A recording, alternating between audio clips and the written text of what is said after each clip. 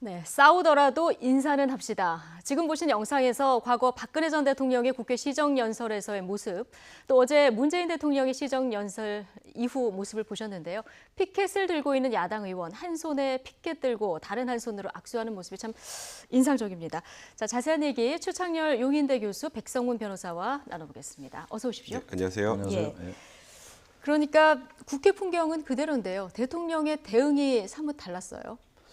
그 피켓 들고 이제 야당의 주장을 이제 국민들에게 보여주기 위해서 어제도 민주주의 유린, 방송 장악 이런 얘기 썼잖아요. 근데 아까 화면에도 나왔습니다만 지금 여당이 또 야당일 때도 그렇게 하긴 했어요. 그렇죠. 국정교과서 반대 이런 시위를 했는데 야당이 이제 자신들의 주장을 펼치는 방법은 여러 가지가 있죠. 국회 국정감사도 있고 상임위도 있고 대정밀문도 있고 또 뭐 당의 성명이나 논평도 있고 여러 가지 있잖아요. 당의 대표나 원내대표가 또 얘기할 수도 있고 그런데 적어도 시정연설은요, 1년에 뭐 잘해야 2번 정도잖아요. 올해 지금 문재인 대통령은 지난 6월 달에 추경예산 시정연설이 있었고, 이제 어제 시정연설이 있었고요. 박 전 대통령도 마찬가지고, 그러니까 이런 자리에 대통령이 나오는 거는 국가의 원수라기보다는 행정부의 수반으로서 국회가 예산을 통과시켜 주십시오라고 이제 당부드리는 거거든요. 그리고 설명하는 자리란 말이죠. 그래서 이거는 입법부, 사법부, 행정부가 삼권 분립에 의해서 견제와 균형에 의해서 유지되는 게 대통령제잖아요, 기본적으로. 행정부의 수반이 편성된 예산을 국민의 대표인 국회에게 보고한 자리이기 때문에 이거는 국회가 행정부의 수반에 대한 예우가 좀 필요하다고 해요, 기본적인. 자신들의 주장은 얼마든지 할 수 있는 통로가 많기 때문에 지난번에 지금의 여당이 야당일 때도 그랬고 지금의 야당도 마찬가지인데 적어도 이런 문화는 이번에 여러 비판들이 있는 걸로 제가 알고 있습니다. 저런 문화는 이런 정당 문화, 정치 문화는 정말 고쳐질 필요가 있어요. 네. 그러니까 국회 품격 생각할 때 이 뭐 피켓 들고 시위하는 거 대통령 시정연설할 때 이건 여야 없이 조금 자성해 볼 필요가 있다 이런 얘기를 지금 해주셨는데 어제 문재인 대통령이 뭐 피켓이 이렇게 큰 게 있다 하더라도 이 자유한국당 쪽으로 굳이 가셔서 또 악수를 청하지 않았습니까? 조금 어색한 장면들도 연출이 되긴 했는데요. 근데 박 전 대통령 같은 경우는 아까 앞줄에 앉은 야당 의원들 정도만 초반에 인사를 하다가 어느 순간에 피켓을 들기 시작하니까 여당 의원들이 있는 중앙 통로 나가는데요. 아마 자유한국당 의원들도 문재인 대통령도 그럴 거라고 생각했던 것 같아요. 그래서 좀 이런 표현을 쓰면 좀 괜찮을지 모르겠습니다. 약간 기습을 당했다고 해야 될까요? 피켓을 들고 있는데 갑자기 문재인 대통령이 환하게 웃으면서 다가오니까 악수를 청하다 거기서 악수를 안 하는 것도 그렇고 그러니까 어제 저는 인상적이었던 게 김도우 의원이 이렇게 피켓을 잡고 한쪽 손으로 환하게 웃으면서 지금 자기 민주주의 유린이라는 피켓을 들고 있으면서 대통령과 환하게 인사하는 걸 봤는데 그러니까 오른손으로 현수막 잡고 있다가 왼손으로 옮기고 오른손으로 악수를 하는 이런 모습이 그런 모습을 됐어요. 봤는데요. 일단 이 내용 자체를 보면 이제 국민들이 바라볼 때 이제 대통령이 야당 우리 같이 한번 협치를 한번 해봅시다라는 메시지로 보이잖아요. 국민들 입장에서는.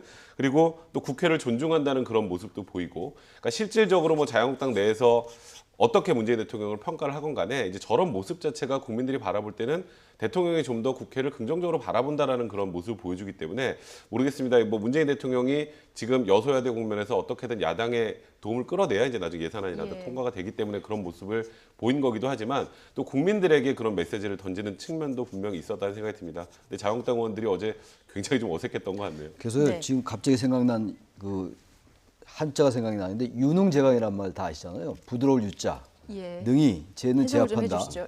그러니까 부드럽다, 유도할 때 유자예요. 부드러울 자. 부드러운 거는 능이, 강한 걸 제압한다는 얘기는 유능제강 아주 많이 알려진 얘기거든요. 저런 부분들도 문재인 대통령이 유능제강의 모습이라고 봐요. 박근혜 전 대통령은 강한 걸로 일관했던 거고 그 장면만 우리가 비교한다면 저 상대방에 가서 저렇게 얘기하는데 거기 어떻게 그 강하게 대응할 수 있겠어요? 그래서 좀 우리 정치 문화가 여러 가지 물론 뭐 남말처럼 얽혀 있습니다만 정치 지도자들이라면 그리고 국민들의 대표라면 선량이라면 좀 저런 품격 있는 모습을 보이는 게 훨씬 더 실리적으로 지지도 받을 수가 있고 자신의 주장도 더 설득력 있게 전달할 수 있지 않을까 생각이 드는데 제가 이렇게 말씀을 드리면서도 그런 것들을 기대하기 좀 어려울 것 같긴 합니다. 그렇습니까? 어제 시정연에서 또 하나 눈에 띄는 게 있다면 대통령의 드레스 코드였는데요. 이게 취임식 때 입었던 양복하고 넥타이를 그대로 착용을 하고 어제 연설을 했거든요. 어떤 뭐 초심을 잃지 않겠다 이런 의지의 표현이라고 봐야 될까요? 그런 메시지로 뭐 해석을 해야 되겠죠. 양복도 그렇고 넥타이도 그대로 메고 나온 것 같습니다.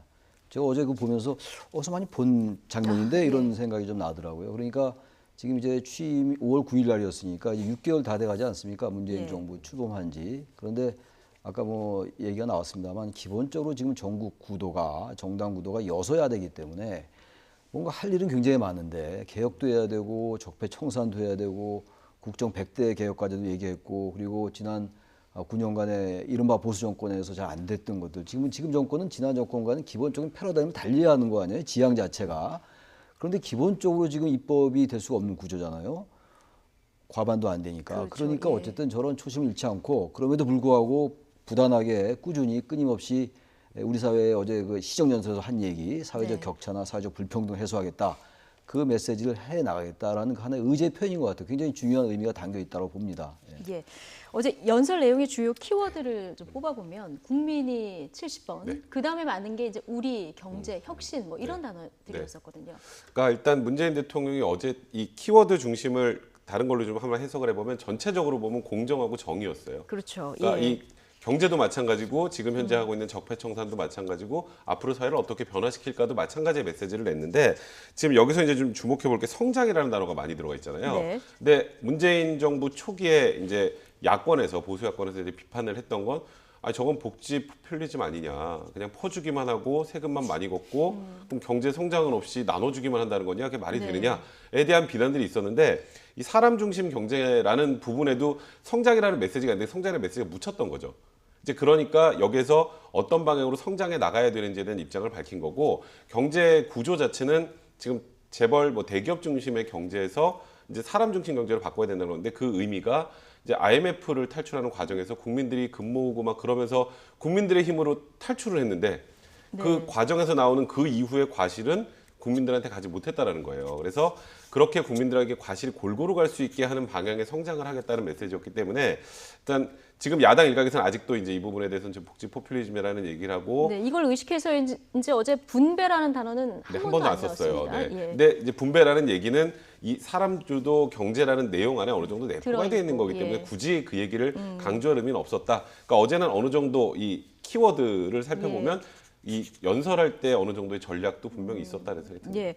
어제 또 하나 많이 나온 게 혁신인데요. 네. 국가 혁신 최대 과제 이제 얘기하면서 개헌 얘기를 또 했었거든요. 네. 내년 지방선거 때 국민의 뜻을 묻자. 근데 이 얘기는 대통령이 8월이죠. 그 취임 100일 때도 한번 이 개헌 얘기를 또 그때 이제 했었습니다. 국회가 만약에 합의를 못하면 정부가 개헌안 제출할 네. 수 있다라는 이제 말씀을 했죠. 예. 100일 기자회견 때.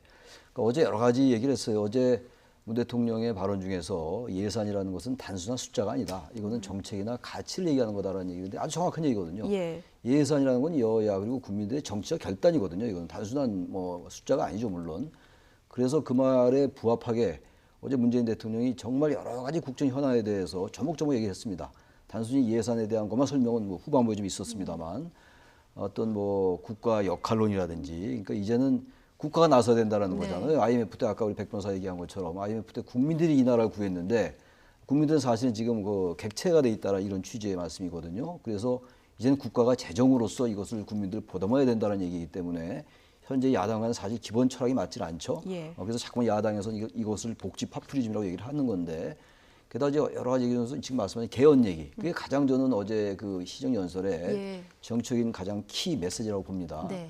개헌을 직접 그때는 이제 100일 기자회견 때는 국민 대상으로 기자회견할 때 한 얘기였고 어제는 국회의원들 앞에서 직접 한 얘기이기 때문에 그렇죠. 예. 의미가 좀 다르죠. 직접 대통령이 개헌을 꼭 해야 됩니다. 근데 어제 권력 구조에 대한 언급은 없었습니다. 지방 분권이라든지 기본권을 강화하는 개헌이라도 해야 된다는 취지의 얘기이기 때문에 네. 어제 저 부분은 뭐 야당을 포함해서 여당은 물론이고요. 국회가 상당히 무겁게 받아들일 수밖에 없다. 왜냐하면 지금은 시간도 얼마 남지 않았어요. 그리고 내년 지방선거 때 6월 달에 그때 이제 국민투표를 같이 붙이려면은 네. 지금 적어도 지방분권과 이 기본권 강화만이라도 뭔가 빨리 국회가 움직여야 되는데 지금 국회가 그럴 여력이 없어 여력이 보여요. 전혀 없어 보여요. 예. 그래서 이것도 과거 정권들 때처럼 또다시 위험해야 되는 거 아닌가라는 생각이 들기도 하는데요. 단지 차이점이 있다면 지난 정권들 때의 대통령들은 취임한다면 개헌 얘기를 거의 안 꺼냈어요. 네. 근데 문 대통령 계속 부단히 지금 개헌 얘기를 꺼내고 있거든요. 이거는 전임 대통령과의 확연한 차이라고 보여집니다. 그래서 일말의 기대를 거는 건데 지금 말씀처럼 지금의 국회 구조, 정당 구도로 볼 때 게다가 뭐 야당 지금 통합 논의 때문에 어수선하잖아요. 여야의 또 극한 대립은 계속되는 것 같고 그래서 과연 이 지방 분권과 기본권 강화조차 왜냐하면 이 부분은 사실 예. 여야가 일치해서 있는 부분들이거든요. 권력 구조는 좀 어렵다 하더라도 그럼에도 불구하고 지금의 이 구도로 볼 때 쉽지 않아 보이기도 합니다. 네. 대통령이 이렇게 개헌 얘기를 계속 하지만 국회에서 정작 이게 논의가 되는 네. 과정은 좀 쉽지 않을 것이다. 그렇습니다. 네, 어제 뭐 시정연설 이후에 각 정당별로 반응이 다 제각각으로 나오고 있는데요. 어떤 목소리들이 나왔는지 일단 들어보시죠. 사람 중심 경제는 좌파 중심 경제, 노조 중심 경제로서 극단적 좌파 포퓰리즘을 호도하기 위한 허황된 말잔치라는 말씀을 지적을 합니다. 연설 내내 사람 중심 경제를 강조하며 선심성 정책만 남발했으나 정작 야당이 그토록 요구했던 구체적인 자원 대책에 대해서는 어떤 언급도 없었습니다. 자유한국당원들이 본회의장에 현수막을 3개나 몰래 반입해서 그것도 대통령의 시정연설 중에 들고 시위를 하는 장면이 국민 앞에 연출됐습니다. 국회 사무처에 CCTV를 통해서 그 반입 경위, 또 누가 그것을 꺼내고 펼쳐들었는지 이 부분을 확인을 우선 요청을 했습니다. 네, 지금 민주당에서는 그 커다란 플래카드 어떻게 들어왔는지 CCTV 통해서 반입 경위를 조사하자 이런 얘기가 나왔네요. 제가 정확하게 확인은 안 해봤지만 네. 저 큰 플랜카드를 갖고 들어온 거 뭐 국회법 위반의 소지가 있다는 얘기가 있더라고요. 아, 그래요? 예, 그래서 네. 지금 이 얘기를 하신 것 같은데 사실 뭐 지금 저런 문제를 지적하면서 지금 이 상황에서 또 여야 대립할 필요는 저는 개인적으로 없다고 생각하고요. 네. 과거에 이제 지금 여당이 야당의 시절에도 정부의 정책과 반대했을 때는 저런 큰 플랜카드는 아니어도 뭐 노트북 시위라거나 조그만 플랜카드라거나 들고 들어왔던 적 있지 않습니까? 예. 이제 그냥 그렇게 받아주는 게 맞을 것 같고요. 그러니까 지금 이제 정우택 원대표하고 김동철 원대표 얘기는 어쨌건 지금 문재인 대통령의 이 사람 중심 경제라는 게 말은 굉장히 그럴싸해 보이는데 결국 분배해서 나누자니까 이건 노조하고 결국 이제 소위 말하는 복지 정책을 남발하는 포퓰리즘 정책이다라는 취지로 이제 자유한국당은 아예 규정을 하고 있는 거고 예. 국민의당 같은 경우에는 근데 구체적인 재원 대책 같은 건 어떻게 마련할 것이냐에 대한 문제 제기를 하고 있는 건데 이제 어제 문재인 대통령이 요청한 이제 그 예산의 규모를 보면 외환위기 이후에 최고로 많이 증액이 된 겁니다. 7.1% 정도 증액이 됐는데 이제 이 사용처에 관련해서 지금 자유한국당도 그렇고 국민의당도 그렇고 문제 제기를 할 거면 그 국회 내에서 그 부분에 대해서 이제 여야가 합의를 해나가면서 조금씩 고쳐나가는 방향으로 가야지 그냥 큰 틀에 어찌 보면 문재인 대통령이 어제 시정연설은 앞으로 우리 정부가 5년 동안 이렇게 가겠습니다예요. 그 경제도 그렇고 대북 관계도 그렇고 이제 큰 네. 그림을 얘기하는 상황에서 이제 구체적인 세부 재원이나 아니면 이 내용만 가지고 그냥 바로 극단적으로 딱 이 프레임화해서 좌파 포퓰리즘 정책이라고 하는 거는 제가 보기엔 좀 문제가 있는 것 같고 예. 문제가 있는 부분을 조목조목 이제 국회 내에서 지적해 나가면서 변화해 나갈 수 있는 합의해 나가는 그런 모습을 좀 보여주는 게 바람직하지 않나 예. 싶습니다. 저희가 화면으로 계속 자유한국당이 가지고 들어온 3개의 커다란 플래카드 모습 보여드렸었는데 하태경 바른정당 최고위원이 한국당 플래카드 시위는 오늘 문 대통령에게 K협회를 당했다. 뭐 이런 얘기를 하기도 했습니다. 그런데 어제 자유한국당은 검은 옷 입고 또 리본도 차고 이러고 연설 내내 이제 박수도 안 치고 그랬는데 역시 논평도 박하네요. 정치 근데요, 보복이 여기 지금 있다. 뭐 제가 이런 얘기를 아까 했는데요. 보니까 정우택 원내대표께서 예. 극단적 좌파 포퓰리즘이라고 얘기를 했는데 예. 하나도 맞는 단어가 아닌 것 같아요. 좌파도 아니고 지금 우리나라에서 좌파라는 개념은 어떤 면에서 볼 때 굉장히 색깔론이 여전히 가미돼 있어요. 진보적인 정책이다라고 얘기하는 것하고 좌파라고 얘기할 때 그 좌파라는 건 프레임이 달라지는 거거든요. 그래서 그렇죠. 자꾸만 이 예. 야당이 이 좌파란 말을 좀 안 썼으면 좋겠어요. 이제 요즘 그래서 종북이란 말을 안 쓰더라고요. 그건 그래서 일부 진전한 것 같긴 한데 종북에서 이제 종북은 졸업했으니까 이제 좌파도 좀 졸업해서 예. 지나치게 진보적인 아젠다다 뭐 이렇게 얘기해도 될 것 예. 같아요. 너무 이 좌파니 극단적이니 파퓰리즘이 이런 용어가 과연 보수 유권자들에게도 얼마나 설득력이 있는지 잘 모르겠어요. 또 하나 좀 말씀드리고 싶은 게 뭐 지금 여론조사들이 좀 나오잖아요, 매주. 근데 거기서 보면 민주당과 이 지금 제1야당인 이 자유한국당과의 지지도 차이가 많이 나더라고요. 예. 바른정당과 국민의당은 뭐 좀 소수 정당이니까 그렇다 치더라도 말이죠. 그다음 왜 이렇게 제1야당임에도 불구하고 지금 121석과 107석이잖아요. 그 의석수도 크지도 않아요, 지금. 물론 집권 세력이긴 하지만 여당은 왜 이렇게 의석수에 비해서 지지율 차이가 거의 3배나 가까이 나는 것인가? 예, 이걸 좀 를 좀 되돌아봐야 돌아볼 필요가 있을 것 된다. 같아요. 왜 이게 안 예. 오르는가? 일단 정당은 지지도가 올라야 될 거 아니겠어요. 지지도가 안 오르면 정치를 할 수가 없어요. 지지도라는 거는 경제 말하면 하나의 수입이거든요. 수입이 있어야 지출을 할 거 아닙니까? 정책에 예. 산출이 있어야 있는 건데 왜 이렇게 지지도가 안 오르는 것인지에 대해서 좀 생각을 해봐야 될 것 같아요. 그래서 좀 뭔가 스스로들이 이 패러다임을 좀 바꿔서 예. 공부를 열심히 하는데 성적이 안 오르면은 공부 방법을 좀 바꿔봐야 될 거 아니에요. 당연히 방법을 치료 안 바꿔야 되면 하다. 미리 좀 지지율을 공부를 올리려면. 예, 중간고사, 기말고사 공부도 먼저 하고 그래야지 맨날 같은 공부 방법으로 하니까 지지율이 예. 안 오르면은 좀 바꿀 필요가 있다는 생각이 듭니다. 좀. 네, 이제 국민의당은 아까 뭐 김동철 원내대표 얘기 들어봤지만 뭐 우리가 요구했던 재원 대책 왜 없냐 이런 목소리도 나오긴 했는데 그런데 박지원 국민의당 의원이 어제 대통령 시정연설에 대해서 아주 폭풍 칭찬을 했거든요. 그래서 어제 또 그 분명히 야당인데 예. 국민의당 소 야당인데 또 요 야당답지 않게 네. 지나치게 또 극찬을 하더라고요. 저 박지원 내용만 의원이. 보면 예. 민주당 논평 같기도 하고요. 예. 뭐 아주 정말 할 수 있는 용어를 거의 다 동원한 것 같아요. 예. 김대중 베를린 선언까지 얘기를 하고 더도 덜도 말고 시정연설대로.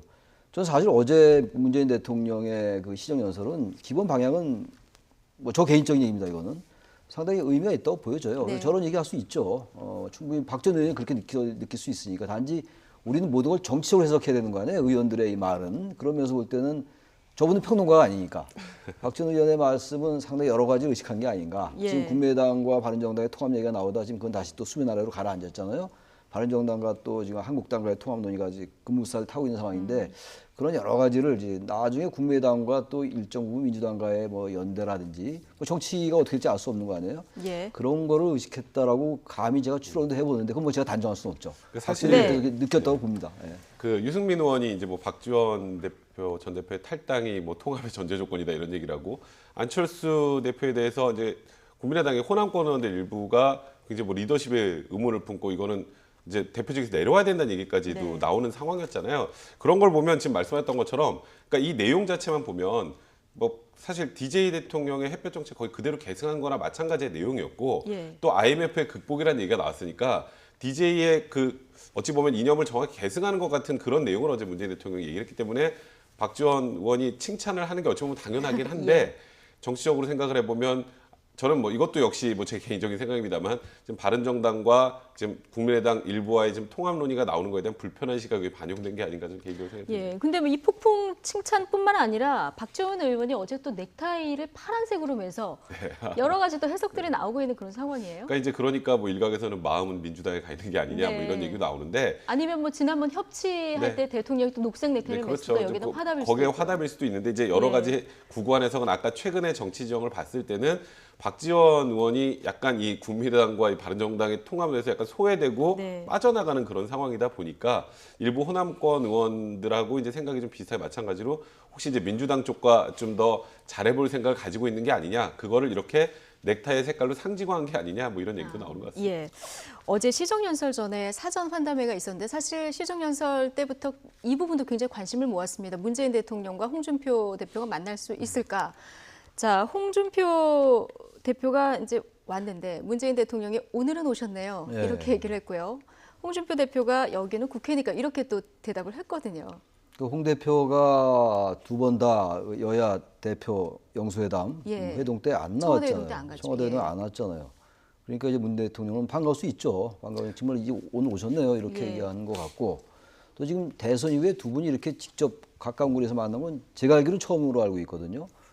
그래서 이제 그동안 뭐 홍준표 대표는 하여튼 일관되게 네. 다른 야당과 같이 회동하지는 않겠다는 입장을 보여왔고 그리고 최근에 미국 방문하기 전에도 홍준표 대표가 1대1 회동을 제안도 했잖아요. 그래서 거기에 대해서 이제 홍준표 대표도 할 말이 별로 없을 것 같아요. 그러니까 여긴 국회니까 왔다. 아, 예. 거기는 이제 만난 장소가 그때 뭐 청와대고 이랬으니까 안 갔다 뭐 이런 얘기인데 네. 사실 뭐 그 말 자체는 의미를 크게 부여할 건 아니지만 궁색하긴 하죠. 국회니까 오고 그렇지 않으면 안 갔다. 그 얘기는 그럼 국회인데 왜 국감을 보이콧했습니까? 그것도 좀 앞뒤가 좀 안 맞는 것 같기도 해요. 근데 뭐 정치 말이라는 게 앞뒤 안 맞는 게 대다수니까 그건 세상 뭐라고 그럴 것도 아닐 것 같아요. 네. 영수회담 1대1 만남이 이제 국회에서 혹시 이루어질 수도 있지 않을까. 그럼 예. 나온다고 이런 얘기가 될 수 있을 것 같습니다. 네. 뭐 제1야당의 품격을 지키자는 뭐 자유한국당 어제 이런 얘기를 했었었는데 하지만 요즘 굉장히 내부가 시끌시끌하지 않습니까? 내일 이제 최고위원회가 열립니다. 이제 여기서 친박 출당이 결정이 될 수도 있는데 어제 그 초재선 의원들과 홍 대표 계속 만남을 이어가고 있지 않습니까? 요즘 계속 식사 정치를 하고 있는데 소득은 별로 없었던 것 같아요. 사실 지금 어쨌건 자유한국당의 기본 베이스라고 해야 될까요? 저번 작년 4.13 총선을 생각해 보면 소위 뭐 진박 공천, 뭐 그래서 진박 간별사 이런 얘기 나오면서요. 그러니까 박근혜 전 대통령, 그러니까 친박계 의원들이 어쨌건 초재선에 많을 수밖에 없는 건 사실입니다. 뭐 지금까지 계속 그러고 계신지 모르겠습니다만, 그러니까 일단 첫 번째로 박근혜 전 대통령의 출당 문제나 서청원, 최경원 의원의 또 출당 문제, 이거는 뭐 나중에 또 의총 열어서 3분의 2 이상 해야 되니까 이건 사실상 어렵다라고 보는 게 지금 일반적인 관측이더라고요. 근데 그 전에 앞서서 박근혜 전 대통령의 출당 문제까지도 지금 사실 생각보다 쉽지 않은 분위기로 네. 가고 있는 것 같아요. 중간에 변수들이 좀 나와서요. 네, 그렇죠. 예. 그리고 홍준표 대표 입장에서는 사실상 지금 보수 통합에 승부수를 던진 상황인데, 여기서 물러나면 이제 홍준표 대표가 이제 위태로워지는 상황이 된단 말이죠. 그리고 당내 기류도 좀 미묘하게 많이 바뀌어가고 있어요. 그러니까 뭐 지금 친박계 의원이 최경환 그 서청원 의원의 출당 문제도 좀 이제 정치력을 발휘해서 잘 좀 해봐야 되는 게 아니냐. 그 정치력을 발휘해서라는 의미는 안고 가자는 뜻으로 많이 들리기도 하고요. 거기다가 또 서청원 의원이 그 녹취록 얘기를 하면서 홍준표 대표도 지금 진실 공방을 가고 있는 그런 상황이기 때문에 홍준표 대표가 지금 대표로서의 대표성을 많이 좀 훼손을 당하고 있는 상황이라 지금 현재 본인이 생각하는 걸 밀어붙일 수 있을지에 대해서 의구심을 많이 갖는 네. 것 같습니다. 지금 말씀하신 대로 자유한국당 내에서 홍준표 대표가 이제 정치력을 발휘해서 기다려 좀 이렇게 해결을 해야 된다. 자, 이 얘기가 나오고 있는데 정우택 원내대표도 이런 주장을 하고 있습니다. 이 목소리 듣고 다시 오겠습니다. 재선 3선 의원을 만나면 당대표도 판단을 할 거 아닙니까? 이것을 소위 말해서 밀어붙이기를 할 건지, 조금 더 어떤 그 과정을 거쳐야 될지, 아니면 어떤 다른 정책 판단을 해야 될지. 제가 말한 당대표가 정치력이나 지도력을 발휘해야 된다는 그러한 그 일련의 과정에 오늘 또 어저께 이렇게 초선부터 재선 3선을 만나는 것이, 저는 그것이 정치력을 지금 발휘할 수 있는 그런 과정을 밟고 있다. 이 정우택 원내대표가 말하는 정치적 지도력이 어떤 걸까요?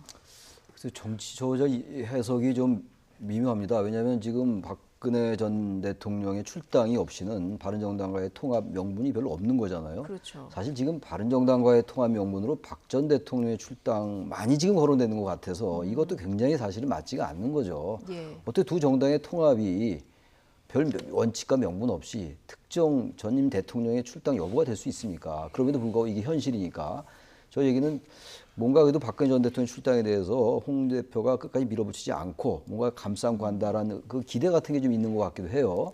지금 아까 얘기처럼 지금 굉장히 중요한 것이 하나 빠져 있어요. 지금 서청원 의원이 얘기한 거 있잖아요. 그 성완종 리스트에 관련된 거. 예. 홍 대표가 사실 협조 요청을 했다. 그리고 이용주 국민의당 의원도 그 녹취록을 가지고 있다라는 취지로 얘기를 했거든요. 이건 굉장히 중요한 거예요. 말하자면 본질은 지금 홍 대표와 친박 간의 이제 그 세대결, 박근혜 전 대통령 출당 둘러싼 세대결입니다만, 그게 본질이고 이거는 부차적인 거로 치부할 수가 없는 게, 홍 대표가 지금 법원에 계류 중에, 대법원에 아직 재판이 안 끝났어요. 성완종 전 경남교 회장의 돈을 받았는지 여부가 말이죠. 2심에서 무죄가 났다 하더라도. 근데 여기에 대해서 지금 이 부분이 지금 서청원 의원과의 지금 갈등에 고리로 돼 있잖아요.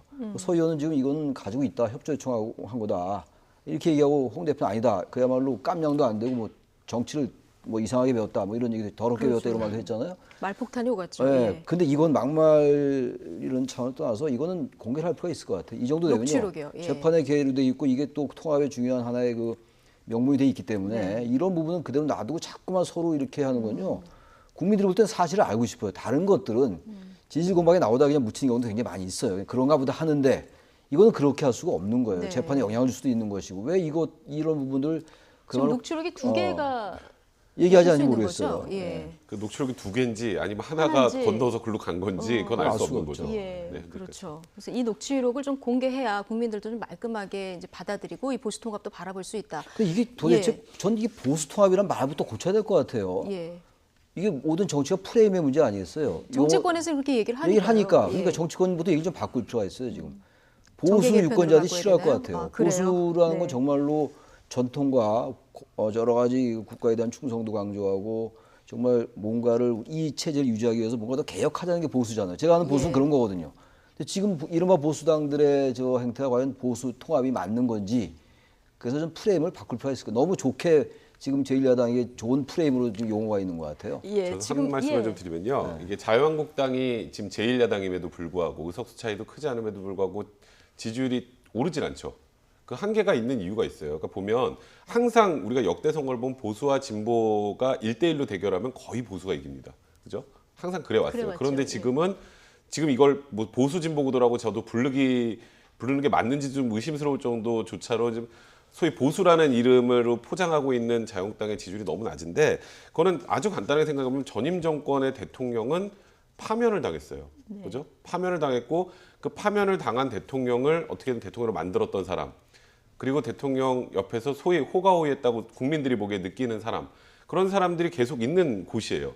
근데 거기에 전임 정권의 부정부패 비리 대통령이 지금 형사처벌받는 그런 문제 뭐 재판도 지금 제대로 진행하지 않고 있는 그런 상황에서 그것을 안고 가면서 지지율 오르길 바라는 것 자체가 완전히 넌센스예요. 그러니까 지금 현재 나와 있는 내용들은 저도 보수라고 생각을 하지 않아요. 이게 보수의 대통합이라면 소위 전임 정권과 관련 있는 분들이 빠지고 그러니까 지금 나와 있는 좀 개혁적 보수의 기치를 들고 있는 사람들이 여러 곳에 정당에 모였다면 그게 합쳐서 그게 보수 대통합이라고 하면 그게 말 그대로 보수의 대통합인데 네. 이게 지금 현재 자유한국당에서 지지율이 좀 오르지 않고 있는 이유를 우리가 숫자가 부족해서 그런가? 네. 바른정당 일부 의원들 합치면 괜찮을까? 근데 그러면은 컨벤션 효과도 거의 없을 가능성이 많습니다. 그러니까 박근혜 전 대통령의 출당이 결정되더라도 그것만 가지고 이 통합이 되면 그 통합의 시너지가 그렇게 국민들 보수 유권자들 예. 입장에서 그렇게 높아 보일 것 같지 않다는 그런 안타까움이 있습니다. 네, 어쨌든 뭐 지금 자유한국당 내 초재선 의원들 가운데는 친박 의원들이 굉장히 많고요. 지금 홍 대표가 사퇴해야 한다 이런 목소리까지 내고 있는 상황에 홍준표 대표 내일 최고위는 강행한다고 하고 여기서 어떻게 통과가 될지 좀 지켜봐야 될 것 같은데 지금 일각에서는 이런 얘기도 나옵니다. 홍준표 대표가 굳이 친박하고 갈라질 이유가 없다. 국민의당 박지원 의원의 말인데요. 들어보시겠습니다. 홍준표 대표는요. 박근혜 대통령은 평당원이기 때문에 윤리위원회에서 열흘만 넘으면 자동적으로 출당이 되는데 서청원, 최경환 두 분은 3분의 2가 돼야 되니까 안 되는 걸 알고 있어요. 그렇지만은 친박을 나는 청산하고 있다. 그걸 국민에게 제스처로. 특히 바른정당에게 보여주는 거예요. 그래서 제스처다. 바른정당 의원들이 들어오면은 원내 의석수는 최경환, 서청원도 포함되기 때문에 제1당을 만들려고 하는 수예요. 그분들이 거기 남아 있어도 정상적인 정치 활동이나 당내 활동이 어려워요. 놔두면은 의석수는 많고 정치자금 배당도 많이 오고 그 뭐 괜히 친박들하고 갈라질 필요 없단 말이에요. 그러니까 친박 의원 2명, 서청원, 최경환 의원에 대해서는 제스처만 하고 실제 행동은 안 옮기려는 홍준표 대표의 수다 이런 얘기를 하고 그런 있는 얘기를 하고 있는 것 거거든요. 같은데 홍준표 대표는 꼭 그 생각은 아닐 수도 있어요. 예. 서초원과 최경환 의원이 있는 한 그 당의 주도권을 장악하기 어렵죠. 예. 기본적으로 아무튼 홍준표 대표는 선거 때는 뭐 이제 그들 얘기에 의하면 뭐 친박을 이용도 했습니다만 어쨌든 친박과는 같이 가기는 어려운 상황으로 왔기 예. 때문에 홍준표 대표로서는 서청원, 최경환 의원이 굉장히 불편한 존재이긴 해요. 저 말은 어떻게 보면은 조금 풍자하는 말 같기도 해요. 지금 당신들이 하는 그 보수통합이라는 게 빤한 속셈 아니냐라고 이제 전 얘기하는 걸로 전 들리는데 뭐 듣는 사람에 따라서 해석은 다릅니다만 아까 잠깐 보수통합 얘기했습니다만 예. 저는 이 프레임도 진짜 바꿀 필요가 있다고 느끼는 게 어떻게 지금 바른정당과 지금 이 한국당과의 통합이 적어도 조금이라도 말이죠. 아무리 현실 정치를 인정한다 하더라도 도대체 우리가 무엇을 위해서 어떻게 바꿔야 되겠다는 얘기가 조금씩 있으면서 이런 얘기가 좀 있으면 이해가 좀 가요. 예. 이해가 너무 없지 않습니까 지금. 그리고 지난 정권의 집권당이었잖아요. 바른정당도 그랬고 한국당도 그렇고. 그렇죠. 그렇다면 거기에 예. 대해서 반성을 국민들 앞에 진실되게 하는 걸 전 보질 못했어요. 그리고 어떻게 이렇게 계속 뭐 박근혜 전 대통령 출당 얘기하고 서청원, 최경환 의원총회 3분의 2가 되니 안 되니 이런 얘기하고 최고위원회 의결 이런 얘기만 한다는 게 과연 국민들이 여기에 관심을 가질까? 자꾸 보수 그러는데 보수의 존재를 그렇게 가볍게 보면 안 됩니다. 자꾸만 보수 통합이라고 하는데 그래서 지지율이 안 오르는 거예요. 예. 우리 한국 사회도 되게 보수가 세가도 많다고도 많이 얘기하잖아요. 근데 왜 안 오릅니까? 이거 다 있는 거예요. 국민들이 네. 민심이 있는 건데 민심은 저쪽에 놔두고 자기들만 리그에서 자꾸만 통합을 한다 그러니까 국민들이 별로 관심이 없는 거예요. 그러다 보니까 지지율이 안 오르는 건데 여전히 그들은 자신들의 어떤 그 매몰된 프레임에 빠져 있다 이런 지적을 제가 안 드릴 수가 없습니다. 보수 뭐 전통적인 좋은 것들을 지키는 의미인데 이게 이제 그렇죠. 프레임 전쟁으로 가기 때문에 국민들에게는 좀 반감이 있을 수 있다. 국민들이 속지 않아요 이제. 속지는 않는다. 예. 예.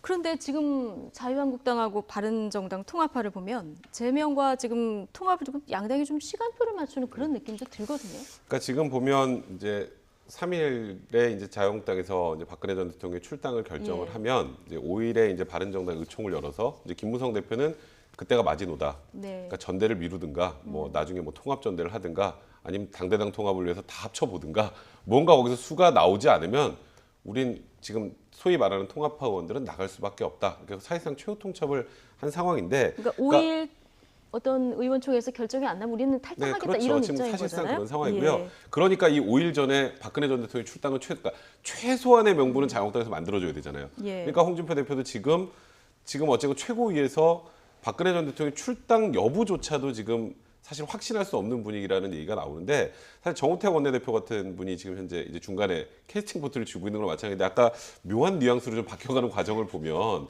이게 박근혜 대통령 출당도 안 되면 그럼 이제 지금 소위 말하는 바른정당의 통합파원들은 그 무슨 명분으로 나가나요? 그러니까 사실 전 이것도 명분이 안 된다고 생각하는데 그래도 최소한 자유한국당으로 들어가려는 이 정도의 명분은 있어야 되는데 지금 자유한국당 사정이 그렇게 녹록치 않아서 저는 이 5일에 그 의총에서 최종적으로 결정한다는 게 3일에 박근혜 전 대통령의 출당 여부가 어떻게 되는지를 보고 네. 그리고 또다시 내용이 바뀔 수도 있다는 생각이 듭니다. 근데 사실 아까도 좀 교수님께서 말씀하셨지만 지금 말하는 보수 통합이 국민들로부터 보수 통합으로 보이기 위해서는 과거에 대한 반성이 전제가 돼야 돼요. 네. 그런데 우리가 지금, 저번 정권에서 예. 이렇게 사실 집권당으로서 잘못했고 네. 그래서 전임 대통령이 이렇게 탄핵까지 맞았고 형사처벌까지 받고 있는 상황에 대한 통렬한 반성을 하고 그리고 우리가 보수가 앞으로 이렇게 나가겠습니다라는 비전을 보여줘야 국민들로부터도 이제 보수층 유권자들도 아 이제는 그래도 보수가 옛날처럼 우리가 알고 있는 이 박근혜 정권 시절에 소위 정말 불공정하고 뭔가 비리와 부패가 많았던 것을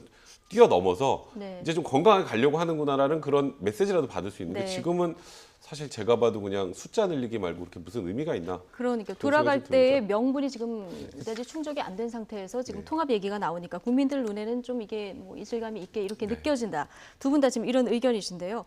바른정당 역시 뭐 사실상 5일 통합파 의원들의 탈당을 지금 말씀드린 것처럼 이렇게 기정사실을 하면서 내부에서 참 여러 가지 목소리가 나오고 있습니다.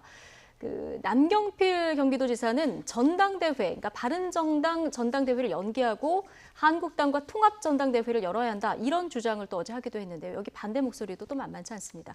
들어보고 다시 오겠습니다.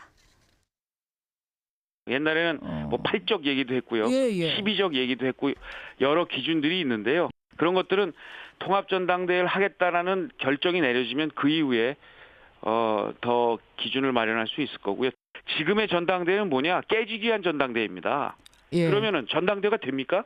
아. 그분들도 뭐라 그러면 바로 비대위 체제로 전환한다고 그래요. 예, 예. 그런 전당대회를 뭐하러 합니까? 그런 전당대회. 할 수도 없어요.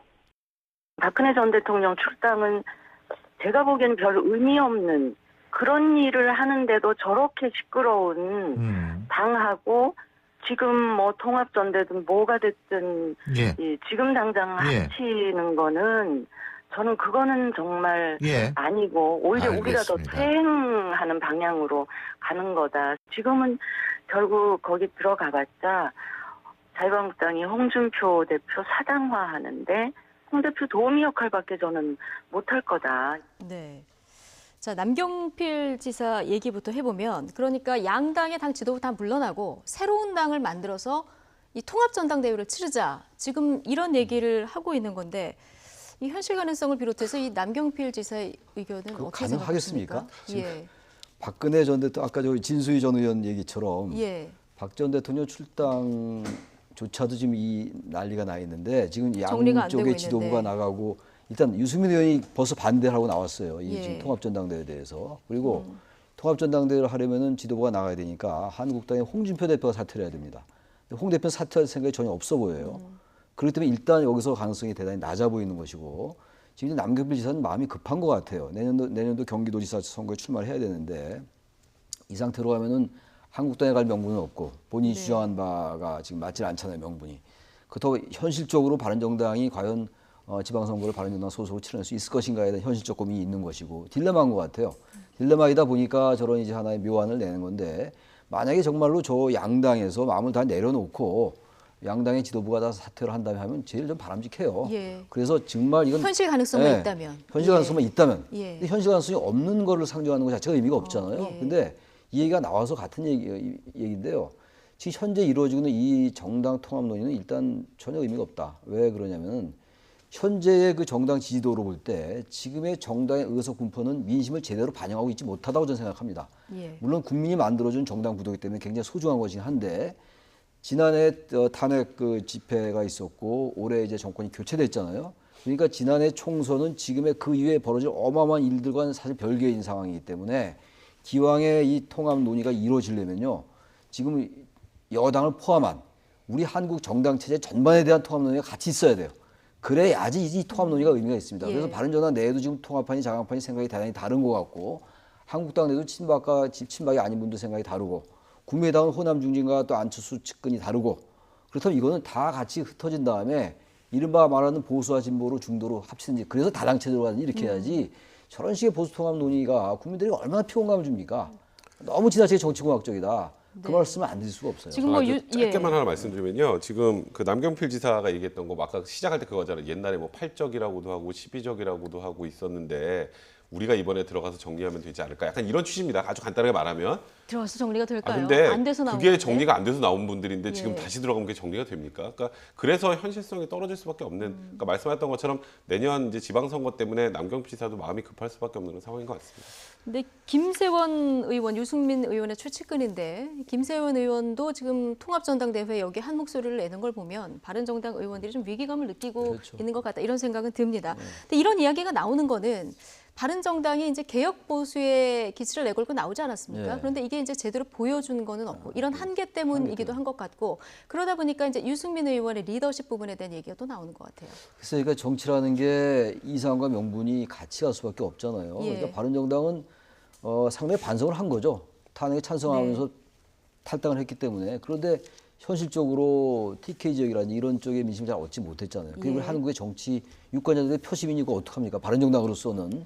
그래서 한계를 느낀 것이고 지금도 이제 계속 11월 13일 날 전당대회를 열어야 된다고 얘기하는 거잖아요. 그렇죠. 근데 그게 어떻게 보면은 옆에서 볼 때 그래서 이런 편이 어떨지 모르겠습니다. 딱할 정도예요 지금. 그야말로 메아리 없는 얘기를 계속하는 걸로 보인단 말이죠. 남경필 지사도 더 이상 이제 자강 얘기 안 하고 통합전당대회라는 얘기를 할 정도로 그렇다면 유승민 전 대표, 유승민 의원도 이 현실을 좀 인정하면서 뭔가 유연성을 발휘하면서 갈 수밖에 없을 것 같아요. 오로지 지금 뭐 명분만을 가지고 하기는 어렵지 않는가. 일단 바른정당도 지지도가 대단히 낮더라고요. 지금 5% 뭐 내외고 이렇지 않습니까? 그리고 현실적으로 이른바 보수 야당 내에서의 리더십은 상당 부분 지금 훼손돼 있는 것처럼 보이고 말이죠. 그래서 이것을 하려면 정말 다른 쪽에 명분을 세운다든지 이런 쪽으로 방향을 좀 틀어야 되지 않나. 무조건 바른정당 지켜야 된다라고 얘기하는 건 정말 메아리 없는 소리 같기도 합니다. 예. 자, 이런 상황에서 유승민 의원 내년 6월 지방선거 전에라도 국민의당과 자유한국당 내 개혁 세력까지 아우르는 중도 보수 통합을 추진할 수 있다. 이런 뜻을 비추기도 했는데요. 들어보시겠습니다. 내년 3, 4, 5월 그때 가서 문재인 정부는 어떻게 되어 있을 거며 또 자유한국당 어떻게 되어 있을 거며 그때 가서 만약 바른정당이 판단을 지금보다 훨씬 더 높은 지지를 받고 그때 가서 만약 정계 개편의 판이 흔들리면 그러면 저는 바른정당이 추구하는 어떤 이 개혁 보수를 가지고 저는 충분히 승부를 볼 수 있다고 생각을 합니다. 새로운 이 개혁 보수의 길 위에서 저는 자유한국당이고 국민의당 전부 다 열려 있다. 정말 그때 가서 해처 모여식 그런 보수 대통합을 한다면 그거는 뭐 제가 뭐 반대할 이유가 없습니다. 네. 그러니까 억지로 뭐 당대당 통합, 보수, 뭐 그렇죠. 뿌리 같은 정도 이렇게 맞추지 말고 다 흩어져서 이제 해쳐 모여서 뜻이 맞는 사람끼리 모이자. 지금 유승민 의원은 이 얘기를 하고 있는 제가 거예요. 아까 드린 말씀하고 비슷한 맥락인 것 같긴 한데 전 저 부분이 맞다고 봐요. 그리고 현실적으로요. 여당도 조금 적극적으로 나설 필요가 있다는 생각도 듭니다. 왜 이런 말씀 드리냐면은 지금 이 의석 가지고는 개혁하기가 어렵잖아요. 입법을 해나가기 어려운 거 아닙니까? 그럼 보다 적극적으로 너무 지지율이 높은 거에 취해 안도하지 말고 국민의당도 좀 지금 사실 박 전 의원 같은 경우는 거의 뭐 다른 게 없지 않아요? 민주당하고 정치적으로는 모르겠어요. 정치 이득의 관계에서는. 특히 최근에 나오는 논평들 보면 더 그렇습니다. 거의 다 그렇잖아요. 그렇다면 국민의당의 호남 중진들 그쪽 세력과 못 합칠 이유가 없기 때문에 그러나 당장 뭐 여권에서 이걸 할 수는 없죠. 인지적 정계 개편이라고 또 난리가 날 테니까. 그러니까 뭔가 이걸 전체적으로 판이 바뀌어서 정당 체제가 재정렬될 필요가 있어요. 이거 뭐 너무 원론적 얘기 같긴 합니다만 그렇게 네. 해서 자꾸만 우리가 국민들이 압박을 하고 국민들의 여론에 의해서 이 정당을 바꿔서 판을 그래서 정말 중도와 보수와 진보가 같이 가는 이른바 다당 체제. 그래서 국민들의 의사가 정당 체제 내에 바로 제대로 반영되는 쪽으로 가야 되는 것이지 지금 이거 다당 체제도 아니에요. 이런 다당 체제가 어디 있습니까? 별 무슨 정당 간의 차이도 없고 오로지 맨날 박근혜 수당만 얘기하고 있고 이런 다당 체제가 어디 있어요? 저는 이건 잘못됐다고 봐요. 예. 그래서 전 유승민 의원의 얘기는 상당히 일리가 있다라고 보여집니다. 정계 개편 네. 원점에서 좀 다시 네. 생각해 볼 필요가 있다. 이런 얘기까지 했습니다. 자, 이번에는 국정원 얘기를 좀 나눠보겠습니다. 오늘 국정원 국정감사가 열립니다. 이제 국회가 아니라 국정원 사무실 찾아가서 이제 진행이 되는데 사실 요즘에 국정원 하면은 뭐 블랙리스트, 뭐 민간인 사찰, 노벨 평화상 취소, 뭐 종용 정말 많은 얘기들이 나오지 않았습니까? 그런데 지금 가장 최근에 나온 얘기가 이제 특수활동비 이 부분인데 아무래도 오늘 이 부분에 관련한 뭐 얘기가 좀 많이 나오지 않을까요? 사실 뭐 요즘에 국정원이 뭐 한 2달 전부터 거의 매일 뉴스 헤드라인이 예. 국정원에 관련된 거였던 것 같은데요. 오늘은 굉장히 치열하게 뭐 난타전이 예상되는데 조금 전에 말씀하셨던 것처럼 국정원의 특수활동비가 이게 뇌물이든 뭐 국고 뭐 손실이건 간에 어쨌건 국정원에서 청와대로 돈이 흘러간 게 확인이 됐고 그건 사실상 이제 이재만 안봉근도 비서관도 자백을 했습니다. 돈을 받았다는 부분까지. 예. 이제 그렇다면 그 자체는 사실 있을 수 없는 일이지 않습니까? 이게 국정원에서 이제 이현수 국정원 기조실장이 이런 표현을 썼어요. 상납이라는 표현을 썼어요. 상납. 예. 상납을 다른 말로 바꾸면 뇌물입니다. 그렇죠. 이제 그렇기 때문에 국정원이 무엇을 위해서 이 비서관들한테 뇌물을 줬는지 그리고 이 비서관들은 그 돈을 가지고 뭘 했는지 그러니까 뭐 일각에서는 지금 뭐 강남에 아파트를 한 채씩 사는데 썼다. 그거 써도 돈이 남습니다. 그럼 그런 걸 가지고 무엇을 했는지. 그러니까 이 특수활동비가 사실 소위 말하는 깜깜이 돈이잖아요. 그렇죠. 그러니까 깜깜이 돈이 들어가서 무엇에 활용이 됐는지 그리고 금액이 이 40억 뿐인지 예. 그리고 지금 일단 안봉근 비서관한테는 매달 1,500만 원씩 또 더 갔다고 얘기까지 그 나온 상황이고요. 1억 말고 별도로 받은 네, 거예요. 그렇죠. 매달 예. 1,500만 원씩 또 용돈조로 받았다는 건데 이 돈은 어디다 썼는지 그리고 지금 사실 정무수석실에만 또 매달 500만 원씩 돈이 갔다고 하는데 네. 그 정무수석실에만 갔는지 왜 그 많은 수석실에서 정무수석실 조윤선 그 당시 정무수석이나 뭐 그런 사람들한테만 돈이 갔는지 그럼 다른 데로 더 간 건 없는지 이제 이에 대한 철저한 조사가 이루어져야 앞으로 이 국정원의 특수활동비가 이렇게 유용이 돼서 국민의 세금이 누군가의 배를 불리우든 이게 정치 자금으로 들어가건 아니 뭐 이게 선거 비용으로 들어가건 이런 일들이 생기는 걸 막을 수 있지 않을까 이 부분은 굉장히 중요한 문제 같습니다. 이걸 하나씩 좀 짚어보면 지금 안봉근 이재만 비서관 말고 정호성 전 비서관은 이미 구속 수감돼서 뭐 있는 상황인데 정호성 비서관도 에게도 이 돈이 흘러갔다는 거거든요. 그런데 아까 잠깐 얘기를 해주셨지만 이 세 사람이 공교롭게도 강남에 비슷한 시기에 아파트를 샀단 말이죠. 물론 이제 이 특수활동비나 어떤 돈이 흘러들어서 어떤 돈으로 구입했는지는 밝혀지지 않았습니다만은 공교롭게 또 이런 일이 또 터져서요. 지금 이제 안봉근하고 이재만 전 비서관에게 예. 돈이 들어갔는데 우리가 하나 좀 주시해야 될 게 예. 2014년도 그때 네. 말에 그 청와대 문건 유출 사건이 터졌잖아요. 청와대 문건 유출 사건은 그들의 프레임이에요, 사실은. 그건 사실 청와대 그 문고리 3인방 등 이른바 십상시가 있었다는 게 저는 핵심이라고 그렇죠. 보는데 예. 어쨌든 프레임을 그렇게 달았단 말이에요. 청와대 문건이 유출됐다 그래가지고 박근혜 전 대통령이 그거 뭐 처벌하라 막 이랬잖아요. 어쨌든 그렇죠. 예. 그러고 난 다음에 안봉근 제2부속 비서관이었거든요. 그때. 근데 제2부속 비서관을 폐지했었어요. 그러니까 그 전까지 계속 안봉근 비서관에게 돈이 흘러가다가 제2부속 비서관이 폐지되면서 이게 이재만한테 갔단 말이에요. 그렇죠. 2년씩 나눠서. 이건 왜 뭘 얘기하느냐? 예. 가장 측근에게 갔다는 얘기예요. 그 업무를 그러니까 안봉근이가 안 하고 이재만 비서관이 했다는 얘기거든요. 그렇다면 그렇기 그렇기 때문에 때문에 개인 뇌물은 아닐 것이다. 아니 개인 뇌물일 수도 있고 그 예. 일정 부분 자기가 뭐 챙길 수도 있죠. 예. 그 우리가 함부로 갈 수는 없지만 네. 바로 그렇기 때문에 박근혜 전 대통령의 가장 측근의 돈에 흘러가는 곳이 바뀌었단 말이에요. 돈의 전달지가 그게 예. 최종 어디로 가느냐를 유추할 수가 있다라는 거예요. 그러니까 이분이 박근혜 전 대통령의 보고가 됐는지 예. 그 최종적으로 이건 개인들이 썼는지 아니면 그 내부에서 또 같이 나눠 썼는지 더 높은 사람에게 돈이 흘러가는지 알 수가 없는 거죠. 그렇죠. 그러니까 그 수사는 반드시 있어야 되는 거예요. 지금 정호성 전 비서관도 자기가 진술을 했잖아요. 자기 돈을 받았다고 말이죠. 그러니까 문고리들이 다 돈을 받은 거예요. 결과적으로. 그래서 이 사항을 지금 일각에서는 이게 뭐 지난 정권부터 관행이다라고 얘기하는데 저는 관행 아닌 것 같아요. 이거는 청와대 내에서 이거 잘 아는 사람 없다고 알고 있거든요. 국정원도 예. 마찬가지고. 그래서 이건 관행이 아니라 그 전 비서관의 이른바 문고리들이 돈을 요구했거나 근데 그 가능성이 높아 보여요. 지금 국정원이 알아서 상납했거나의 문제인데 네. 나중에 보면 그 조윤선 전 수석하고 그 이후에 현기환 전 수석에게 돈이 갔다는 거 아니에요? 그건 또 그 추명호 전 국장이 돈을 줬어요. 그리고 안봉근 이재만에게는 그보다 더 높은 사람인 그 이현수 기조실장이 이건 뭐냐? 예. 그만큼 더 이게 비서관이 더 낮잖아요 직급은 수석들보다. 근데 그렇죠. 더 높은 사람이 줬는데 이건 뭐냐면 실질적인 그만큼 권력이 그만큼 뭔가 이 높다. 관계가 있다는 걸 예. 우리 유추할 수 있다는 거. 이건 반드시 밝혀야 돼요. 그렇군요. 이런 부분들을 지금 야당이 자꾸 뭐 정치 보복한다라는 얘기 자체가 말이 안 돼요. 지금 저는 굉장히 자제하면서 드리는 말씀인데 예. 어떻게 매달 그렇게 줍니까? 상상에 가는 얘기예요. 그리고 또 다시 그것도 부족해서 또 1,500원을 주고 아까 질문하신 거에 대한 답변 제가 못 해드렸는데 네. 세 명이 다 공교롭게 같은 시기에 강남 앞에서 그럼 모르겠어요. 제가 그 돈이 어디서 났는지. 예, 이게 월급으로 사긴 참 비싼 아, 집들이라서요. 불가능하죠. 그 비싼 게 아니라 예. 상상도 못하는 건데 근데 이거를 가지고 뭐 자꾸만 정치 보복이라고 하면 안 되고 반드시 밝혀야죠. 이 돈이 밝혀야 반드시 한다. 이 돈이 예. 어디로 갔는지 그리고 최종 용처가 어디든지 이걸 밝히지 않고 적당히 넘어갈 수 있는 사안이 아니에요. 이거는 상상할 수 없는 일들이에요. 그야말로 십상시라는 사람들이 몇 명이 전 비서관, 1개 전 비서관들이 국정원장, 국정원 기조실장에게 돈을 요구한다. 감히 국정원은 우리는 어딘지 잘 몰라요. 이거는 국민들이 분노를 느껴야 되는 것이고 반드시 밝혀야 돼요. 이 부분은. 이거 뭐 개혁은 개혁이고 미래는 미래인데 미래와 이 과거 청산이 조응할 때 적폐청산의 의미가 있는 거예요. 이 적폐청산을 통해서 미래로 가는 거거든요. 사회적 격차를 네. 완화시키고 불평등과 이걸 없애면서 공정한 정의사회로 가는 거거든요. 네. 이거를 밝히지 않고 이런 그야말로 옛날로 하는 간신배들 아니에요. 말하자면. 그러니까 이거 반드시 밝혀야 되는 거죠. 예, 이게 특수활동비가 국민들의 또 세금이니까. 우리의 세금 그대로예요. 그러니까요. 우리 봉급쟁이들은요. 한 푼도 안 되고 거들뜹니다. 원천징수. 네. 어떻게 이럴 수가 있어요? 말도 안 되는 얘기죠. 예, 아마 저기 국민들도 교수님하고 비슷한 똑같은 생각이고 지금 제가 대신해서 감정을 와서 드리는 갖고 겁니다, 제가. 예, 계실 것 같은데요. 지금 안봉근 전 비서관도 이게 뭐 잘못된 일이다 이건 알고 있었던 것 네. 같은 게 이제 국정농단 사태가 터지니까 더 이상 돈 보내지 말아라 이렇게 국정원에 얘기를 했다는 거 아닙니까? 그러니까 작년에 이제 2016년 7월로 돌아가 보면요. 그때 예. 갑자기 이제 국정원에 이제 돈 좀 더 이상 갖고 오지 말아라.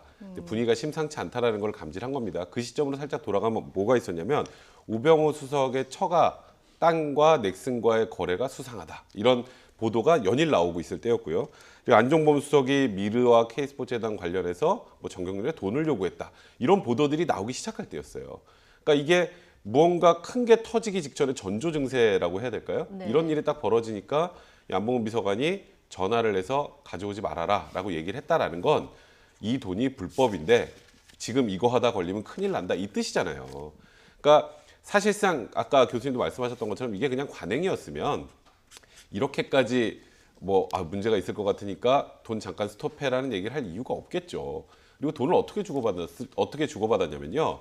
이게 관행이라면 그냥 뭐 국정원 직원이 청와대에서 주고가 되잖아요. 어디 만나서 CCTV도 없는 곳에서 차에서 사람이 내려서 네. 그 007 가방에 5만 원권으로 채워서 네, 무슨 전달해 준 작전하듯이. 거예요. 작전해 준. 그게 정상적인 관행입니까? 그러니까 이거는 지금 말씀하셨던 것처럼 이거를 관행이라는 이름으로 덮을 수 있는 내용은 분명히 아니고요. 그리고 지금 오늘 아침에 또 모 언론 보도에서는 이재만 비서관이 박근혜 대통령이 지시했다라는 그런 뭐 자백을 했다라는 또 이제 보도도 나왔어요. 그거는 예, 뭐 조금 더 네, 확인해 봐야 될 것 네, 이건 같습니다만 확인이 좀 필요한 이제 사안이고요. 거기까지 올라가면 박 전 대통령 또 하나의 혐의가 추가될 수밖에 없는 그런 상황이 되는 겁니다. 예, 이 국정농단 수사에도 또 영향을 미칠 수 있는 그런 부분인데 국정원 특수활동비를 이렇게 받은 안봉근 이재만 두 전직 비서관 한때는 문고리 권력의 핵심이었지만 지금은 포승줄에 묶인 뇌물 수수자가 됐는데요. 이들은 어떻게 이런 권력을 잡을 수 있었을까요? 장민정 앵커가 정리해드립니다.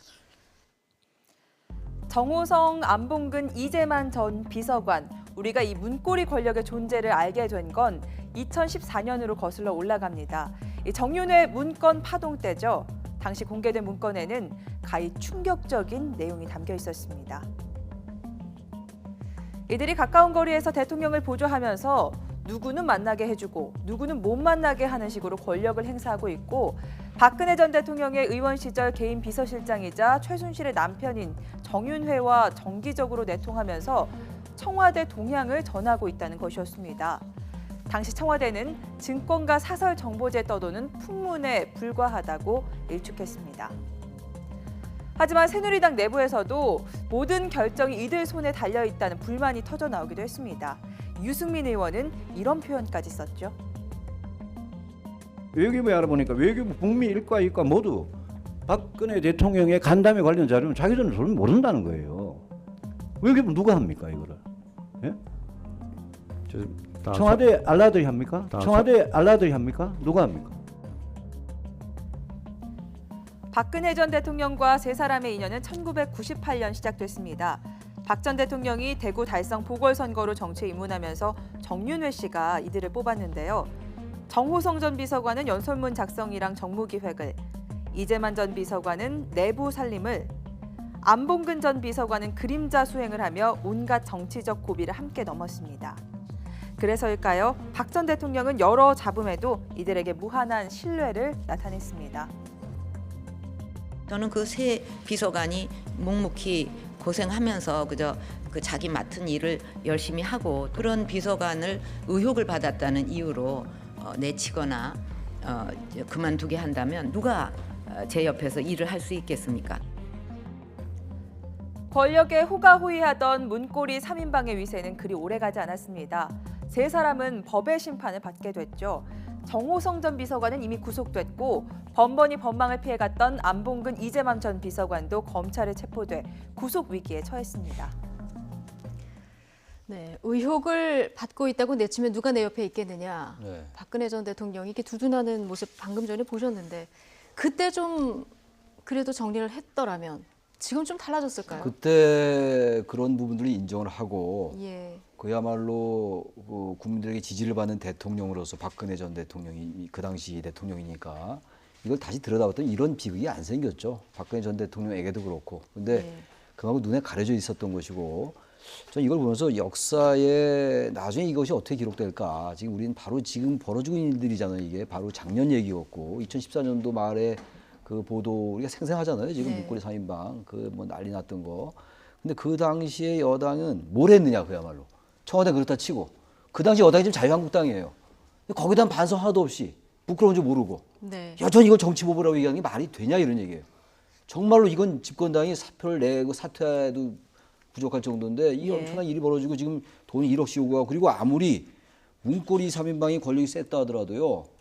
일개 비서관이 국정원 기조실장한테 돈 내주시오. 이건 뭔가 위에서 지시가 없으면 하기 어려운 게 아닌가라는 합리적 의구심이 가능하죠. 합리적 의구심은 안 그렇겠습니까? 그게 가능하겠어요. 예. 아무리 자신들이 대통령 신임을 받고 있다 하더라도 예. 수석도 이거는 아닌데. 뭐 예, 그렇죠. 그래, 검찰 예. 조사에서 어떤 진술이나 안봉근 그렇죠. 이재만 비서관이 이제 어떤 발언을 할지 이 부분을 좀 지켜봐야 나올 얘기고요. 그렇습니다. 예. 근데 청와대에 흘러간 특수활동비 정말 어디에 쓰였을까 네. 이제 검찰에서 계속 조사를 하고 있는데 지금 청와대에서 지난 총선 때 여론조사를 했는데요. 네. 이거를 국정원이 대납했다. 이런 의혹까지 지금 네. 나온 상황이에요. 제가 한숨이 이건 나오네요. 결과에 따라서 굉장히 파장이 그렇죠. 많아요. 그러니까 작년에 4.13 총선을 생각해 보면 소위 진박 공천이라고 해서 내부적으로 파동이 엄청나게 예. 있었잖아요. 그러니까 그 총선을 앞두고 그러니까 여론조사를 내부적으로 돌려서 어찌 보면 그 당시 진박 뭐 후보자들에게 좀 힘을 실어주려고 했었다라는 얘기들이 있었는데 그러니까 뭐 대구 경북 지역에 친박계 의원이 출마하면 어떤 영향이 있나 뭐 그렇죠. 이런 네, 그런 걸로 여론조사를 거예요? 한 건데 그 여론조사 비용을 충격적으로 국정원에 다 대납을 했다는 거예요. 5억 원을. 근데 그게 내용이 지금 조금 전에 말씀하셨던 것처럼 친박 의원들이 나가면 어떡하시겠습니까 정도의 내용이라면 그러니까 박근혜 전 대통령을 호위할 수 있는 사람들을 국회의원으로 심겠다. 근데 그런데 사용할 여론조사 비용도 국정원으로부터 대납을 받았다라는 거니까 이제 국정원이 뭐 청와대 무슨 저 금고도 아니고요. 예. 청와대에서 뭐 필요한 게 있으면 이렇게 빼다 쓸 수 있는 정도의 수준이라면 국정원 특수활동비가 사실 국정원이라는 데서는 특수활동비가 없을 수는 없겠죠. 거기서 예. 굉장히 좀 뭐 우리 국민들이 다 일일이 알 수 없는 좀 은밀하고 그런 뭐 이런 내용들도 다뤄야 되기 때문에 하지만 그게 이런 쪽으로 악용이 된다면 이거는 다시 한번 예. 생각해 볼 필요가 있는 내용이라는 생각이 드네요. 근데 교수님 비용도 5억이거든요. 네. 제가 이 뉴스 들어오기 전에 저희 예전에 선거 때 선거팀장 하셨던 선배한테 전화를 해봤거든요. 네. 이 여론조사 비용이 얼마나 드냐 그랬더니 지역구당 1000명이 표본이면 그 지역 여론조사할 때 1000만 원 정도 든다는 거예요. 뭐 5개 지역 하면 5천만 원. 5천만 원. 이제 5억이라면 상당히 큰 돈이거든요. 이게 그러니까 뭐 한 번, 두 번 하고 만 한두 여론조사는 번 아닌 것 했다고 볼 같아요. 수가 없죠. 지금 예. 계산을 잘 말씀해 주셨는데 뭐 저 일부 보도에 의하면 처음에 10억을 요구했는데 예. 5억만 줬다 뭐 이런 얘기도 있더라고요. 그러니까 청와대 정무수석실에 있던 행정관이 이제 그 여론조사 업체를 차려서 그 왜 우리 총선 때 그 이른바 그 진박 논란 굉장히 많았잖아요. 그렇죠. 진박이냐 친박이냐 이게 뭐 병아리 감별사냐 무슨 진박 감별한다고 그래가지고 대통령도 그 말 했잖아요 직접. 진짜 진실한 사람을 선택해 주십시오라고 대통령이 얘기했어요. 제가 얘기한 게 아니라 박근혜 전 맞아요. 대통령 예. 기억나시잖아요. 네. 그거 이제 하려고 한 거예요. 누가 더 진박에 가깝냐? TK 지역에 전국적으로 한 건 아니고. 그러니까 누가 더 진박이냐? 대통령이 진박을 얘기했으니까 네. 대통령 의중에 맞추기 위해서 여론조사를 한 거예요. 그 돈을 국정에서 나온 돈으로 청와대가 했다. 그러니까 1차적으로 일단 선거법 위반이에요, 이거는. 네. 그리고 청와대가 정치에 관여한 거예요.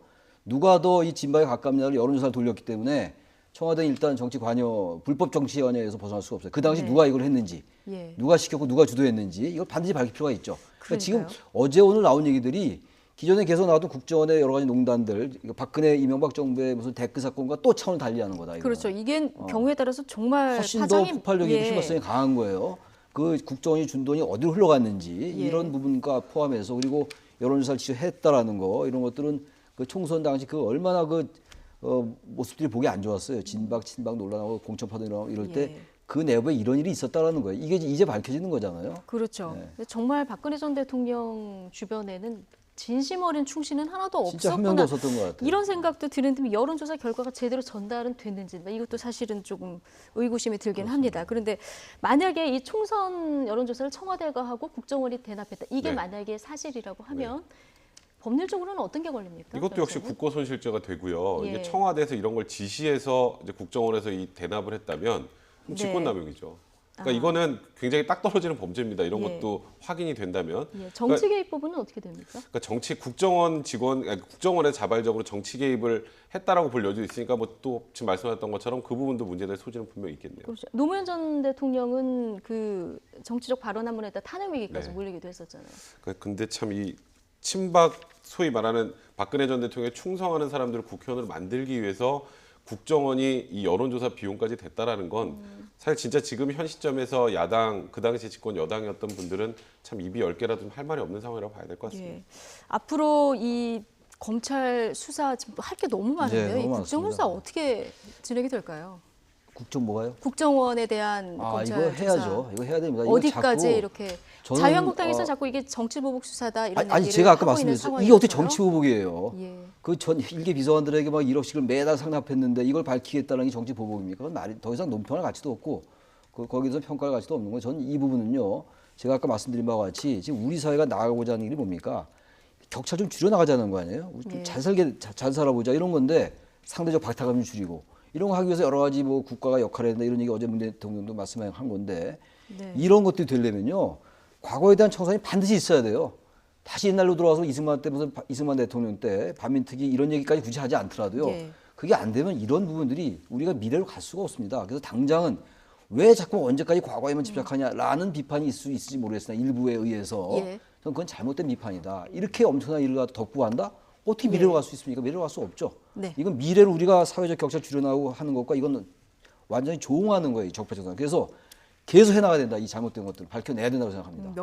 명명백백하게 네. 밝혀내야 된다. 지금 뭐 국정원 국정감사도 진행이 되고 있는데 뭐 여야 간의 난타전이 예상이 되는 그런 상황입니다. 이 내용은 저희가 정리를 해서 내일 또 저희 뉴스 시간에 자세히 전해드리도록 하겠습니다. 여기까지 두 분 얘기 듣겠습니다. 최창렬 용인대 교수 그리고 백성문 변호사와 함께했습니다. 고맙습니다.